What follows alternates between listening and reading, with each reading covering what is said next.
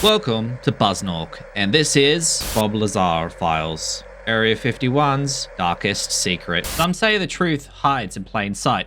Others whisper it's buried so deep we were never meant to find it. Today, we peel back the shadows of one of the most controversial figures in the UFO history. A man who claimed to walk inside a secret facility and looked at technology not of this world. Was he a liar or was he silenced? This is the story of Bob Lazar and his secrets of Area 51. In 1989, a man stepped into the spotlight on a New Vegas news station. His face shadowed, his voice distorted. He called himself Dennis at first. Well, there's several, actually 9 flying saucers, flying discs that are out there of extraterrestrial origin.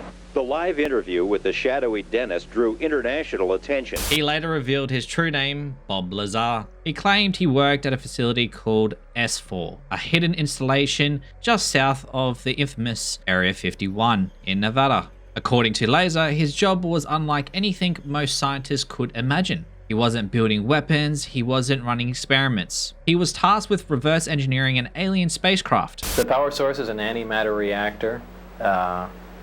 They run gravity amplifiers.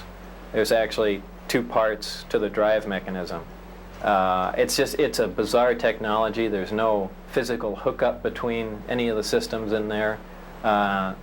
They use gravity as a wave, using waveguides, almost like microwaves. He describes 9 flying saucers hidden in hangars carved into the desert mountains, each powered by a mysterious element that could bend gravity itself. The centerpiece of his claims, an exotic material called Element 115. Lazar said it was the power source of these crafts, capable of producing a gravity wave strong enough to wrap space-time. Gravity amplifiers output goes into the gravity emitters at the bottom, and the resulting gravity beam or anti-gravity wave can be pretty much put anywhere you want it to.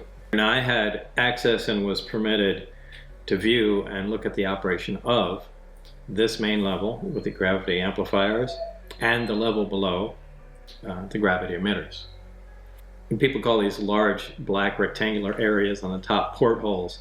I believe they were some planar sensor array that just took in information from the surrounding area. In 1989, the mainstream scientists dismissed him. Element 115 didn't exist on the periodic table. It was fiction. But years later, scientists would synthesize a new element, and its name, Moscovium atomic number 115. Was Lazar proven right, or was it a coincidence? The sample he described behaved very differently from the unstable microbiome we know today. But believers point to this as proof he was telling the truth all along. Around the time Lazar went public, something else was happening in Nevada.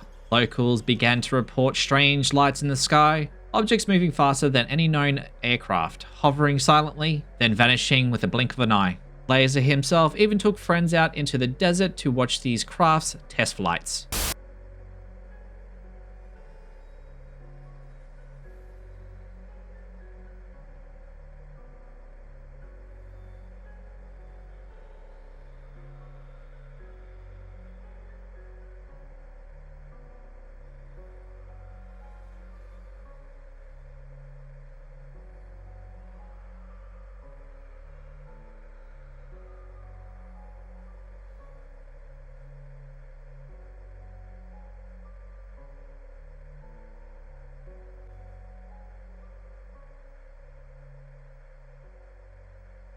Some of them swore they saw flying discs darting across the night sky. Coincidence or evidence that his story had weight? If it was a hoax, why were there multiple witnesses? And why did some even report being followed, harassed, or even threatened after speaking out? The deeper you go, the stranger it gets. Recording of Lazar's supposed education at MIT, Caltech erased. His employment history missing. Supporters claim that the government wiped his past clean to discredit him. Skeptics say he never had the credentials in the first place. But here's the creepy part. When journalists dug around, they found subtle traces that he had worked at classified facilities. Enough to suggest that someone wanted his tracks covered. The original 12 have all passed away, so they get different people into these positions of MJ 2, 3, 4, 5, 6 and taken over. It's degraded So it's almost political now instead of like it was when Truman originally formed the MJ-12. It turns out that MJ-1, the head of MJ-12, is a guy named Admiral Mike McClellan. He wanted to get some of the information out because he didn't want to. He thought that some of this information should be out in the public. We don't need to keep all this secrecy. So he decided trying to figure out a way to get it to the public. So he knew that I was a blabbermouth and I would tell anything I knew. They investigated Bob Lazar and they knew that he was a genius, but that he had a background such that they could instantly discredit him. They removed all his records from MIT, from Caltech, so he couldn't prove anything. He'd go back to Cal, no, I don't see any records here. And, well, I was here. Well, no, you weren't. And he also, up in Reno at one time, he ran a cat house there. I forget what the name of the honeysuckle ranch it was. So they chose him because not only could he probably help them because he was so smart, and as a matter of fact, he's the one that named ununpennium 115. He's the one that told them what that was, and they didn't know when he went there. They didn't know what it was. He was the one that told them that's element 115, and then told them why and how he'd figured it out. But they decided to pick on Bob to go up there to work at S4 because they knew that Bob would tell me instantly and that I would blab the whole thing. And that was their modus operandi, was to get the information out and gauge what it did to the public, how they accepted it, and then pull back and say, oh, no, it was all a mistake. Bob Lazar is a fraud. He never worked here. He doesn't have any credentials like that. And they could back away and get out of it. So that was what my... Then there are the intimidation stories. Lazar described being followed, his home broken into, friends warned to stay silent. If he was just a fraud, why go to such lengths to shut him up? If what Lazar claimed is true, it means our government has been sitting on this technology that could have changed the world forever. Free energy, interstellar travel, the kind of power that would make fossil fuels and even rockets obsolete. So back to our power source. Inside the reactor, element 115 is bombarded with a proton, which plugs into the nucleus of the 115 atom and becomes element 116, which immediately decays and releases or radiates small amounts of antimatter. The antimatter is released in a vacuum into a tuned tube which keeps it from reacting with the matter that surrounds it. It is then directed towards a gaseous matter target at the end of the tube. The matter and antimatter collide and annihilate, totally converting to energy. The heat from this reaction is converted into electrical energy in a near 100% efficient thermoelectric generator.